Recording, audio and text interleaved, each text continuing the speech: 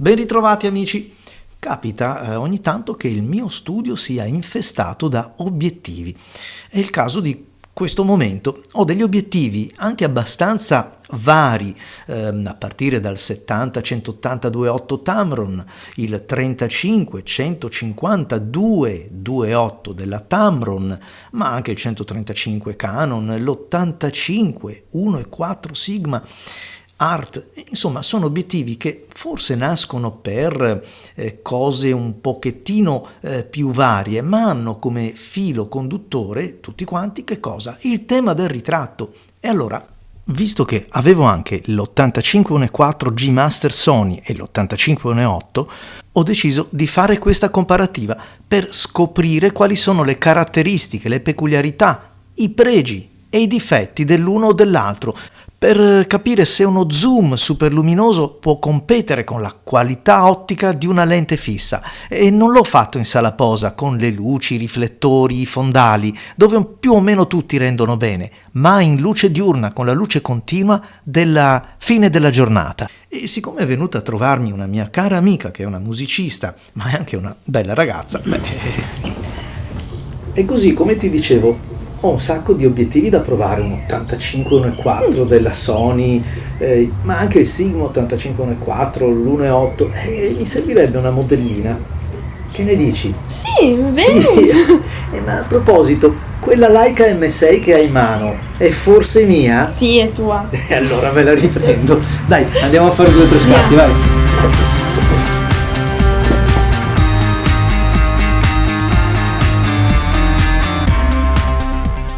Comincio dall'obiettivo che ritengo secondo soltanto al 200 mm f1.8 oppure f2 di Canon.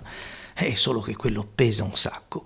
Sto parlando del 135 mm f2, un obiettivo che secondo me non è così diffuso quanto dovrebbe essere, perché lo vedo anche poco spesso nelle mani di fotografi che fanno ritrattistica. Però è anche vero che ognuno ha il proprio modo di inquadrare, di vedere il ritratto. Sta di fatto che questo 135 f2 regala delle immagini morbide dove devono essere morbide, ma acute dove serve il dettaglio, con una resa dello sfocato talmente morbida e piacevole che, almeno per il mio gusto personale, è uno di quelli irrinunciabili.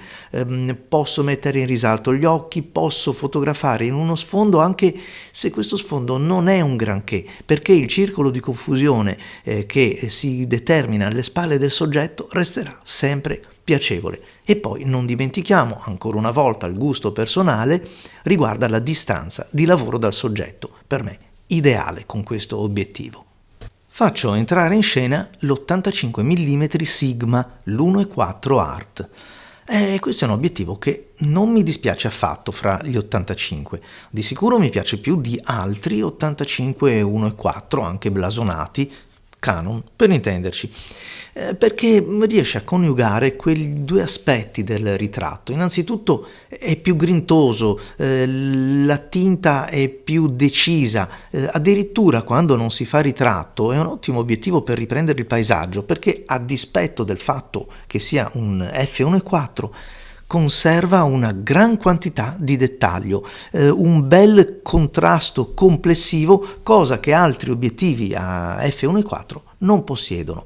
I colori sono brillanti, sono più saturi, sono più carichi, e allora è vero che nel ritratto forse non è la condizione migliore, ma a dire la verità, ma di cosa stiamo parlando? Perché ancora una volta possiamo intervenire sulle curve, ma soprattutto il ritratto è un campo così aperto e sterminato, un po' come il paesaggio per intenderci, dove il ritratto classico forse sì, ok, la riproduzione proprio intesa come una fotografia del soggetto e basta, cioè analitica, oppure se pensiamo ad un ritratto glamour, ad un ritratto più moderno, ci spostiamo di molto dalla morbidezza, dalle sfumature, entriamo in un contesto un pochettino più aggiornato e attuale, quindi lo considero davvero un bell'obiettivo.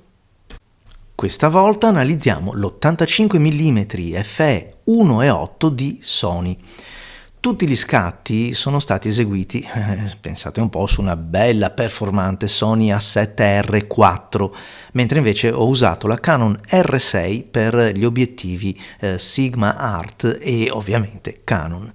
Guardo le immagini di questo obiettivo e dico, belle, sono delle buone immagini, però poi è chiaro che siccome avevo degli altri campioni e che campioni da confrontare, e allora sì, emerge il fatto che manca un po' di quella poetica che spesso si rincorre quando vogliamo mettere in evidenza o in risalto alcuni aspetti, manca quel fuorifuoco che guida lo sguardo su che cosa? Sul soggetto messo a fuoco e lo fa decadere morbidamente, e quello manca un po', anzi in particolare questo obiettivo, che reputo comunque un ottimo obiettivo, è un po' un tantino nervoso, un po' forse un po' troppo deciso nella caduta del fuorifuoco, tanto fronte soggetto quanto soprattutto alle spalle di esso.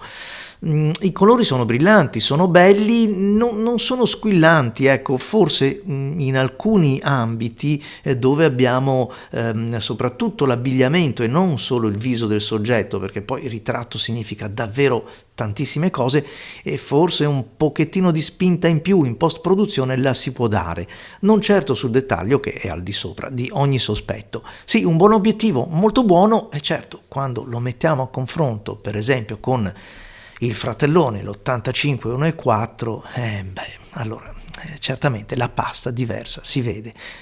È ovvio che sia così, cambia il peso, cambia il costo, ci sono 2 lamelle in più, da 9 passiamo a 11 e anche quello ha la sua rilevanza.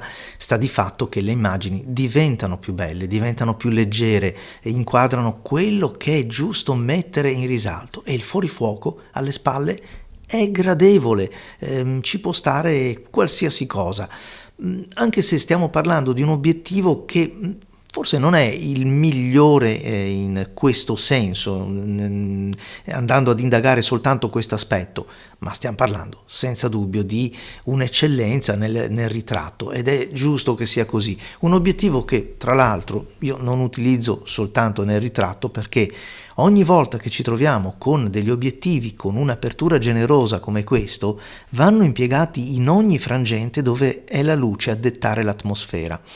Perché di fatto la lente frontale così grande, di dimensioni, così spessa, quindi di qualità e con il trattamento adeguato, serve proprio a catturare la luce naturale senza dargli frequenze diverse, senza interferire con quello che è la suggestione dell'ambiente. Può essere una stanza nella semioscurità, può essere nella luce del mattino, può essere quella che filtra nel sottobosco, che a me piace davvero tanto, quindi non solo il ritratto. È anche vero che un obiettivo come questo, come può essere un Milvus della Zeiss, come anche il 201.8 di cui vi ho accennato prima, vanno bene per un certo tipo di ritratto e non per tutti. Nella moda, per esempio, nel fashion, nel glamour, è fuori dubbio che un obiettivo leggermente più grintoso e anche, permettetemi, più leggero, da padroneggiare meglio, quindi angolarsi meglio in velocità nella dinamica del set, secondo me premia leggermente di più. Comunque, magnifico, credo che le immagini parlino chiaro. Quando parliamo di ritratto, uno degli obiettivi più versatili e secondo me anche piacevoli di ogni produttore è il 70-200 2.8, ma ci sono per esempio questo Tamron 70-180 2.8, esistono anche il 50-100 1.8, cioè tante variazioni sul tema. Il punto nodale è che l'escursione, questo 2x abbondante che abbiamo dal 70 al 200, ci consente un ampio arco di focali e quindi di inquadrature, da quella più stretta, da quella in figura, oppure anche un primo piano, e poi soprattutto, visto che siamo su un set, sapete bene che avvicinarsi di 2 passi o fare un paio di passi indietro cambia radicalmente l'inquadratura. L'ampiezza del diaframma 2.8 ci consente un buon stacco ed una profondità di campo ridotta con quel fuoricampo, con quel bokeh anche gradevole, e in questo caso bisogna riconoscere che il 70-180 fa bene il suo lavoro, così come qualsiasi obiettivo, il 70-200 Canon, Nikon, Sony, sono degli obiettivi che per chi ama la fotografia prima o poi varrebbe la pena provare, mettendo via qualche soldino, non nascondiamocelo, costano un po' di più. Ma la vera sorpresa è che un 35-150 2.8 possa mettersi in gioco con questi giganti. E sto parlando del Tamron, di questo obiettivo che trova anche una brutta copia, sì, mi spiace dirlo, ma è la verità, nel Samyang, insomma, e che apre la strada anche ad altri futuri scenari, perché Canon sta lavorando, ma ormai anzi è stato annunciato, quindi è prossimo all'uscita, un 24-105 f2.8. Ci picchia. Sì, viene solo da domandarci quanto il peso e l'ingombro di un obiettivo come quello possa influire sulla modalità di lavoro. Però questo Tamron, il 35-150 f2 con degli step di chiusura del diaframma che addirittura vanno nell'ordine del decimale sulla Nikon, e comunque insomma sono veramente ben calibrati, e resta costante a f2.8 fino a 150, è tanta roba, perché un 150 2.8 con un minimo fattore di crop che la camera può così mettere a disposizione del fotografo significa avere davvero lo strumento ideale anche per il ritratto, perché comunque un f2 anche a 35 mm può prendere la figura contestualizzandola, ma soprattutto sfocando tutto quello che non è il soggetto.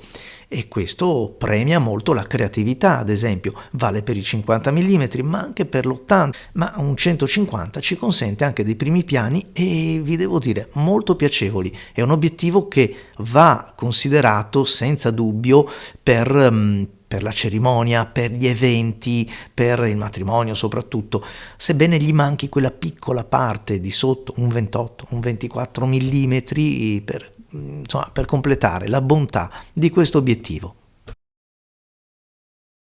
Obiettivi diversi, messi a confronto su un tema, su un territorio comune che è il ritratto.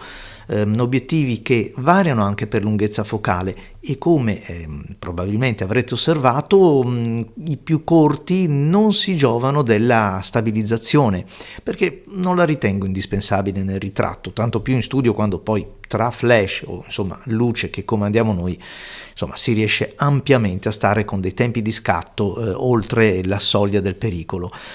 Certo, il 135 mm Canon è quel tele, perché non è più un medio tele, unico fra tutti, che non ha la stabilizzazione, che invece i Tamron 70-180 possiede, ed è senza dubbio interessante e molto efficace. Il 35-150 ad esempio non ce l'ha. E allora ritratto che ho volutamente voluto fare all'aperto, in luce diurna, senza flash, senza pannelli riflettenti, senza particolari ambientazioni che possano rifrangere la luce. È vero, eravamo vicini al tramonto, quindi l'ora era anche quella buona, però luce continua, luce diurna. E questo significa sottoporre ad un ulteriore stress, cioè è una bella prova per un obiettivo da ritratto, perché un 85 mm in studio con la luce controllata fanno bene quasi tutti, è difficile andare a valutare, ma qui l'aberrazione, la diffrazione viene amplificata perché siamo in luce diurna, non c'è controllo, le alte luci vanno calibrate e su quelle andiamo a fotografare, perché altrimenti buttiamo via le immagini. Quindi grazie a tutti voi, soprattutto grazie a Monica, e siccome è una mia cara amica, un bacione, ciao!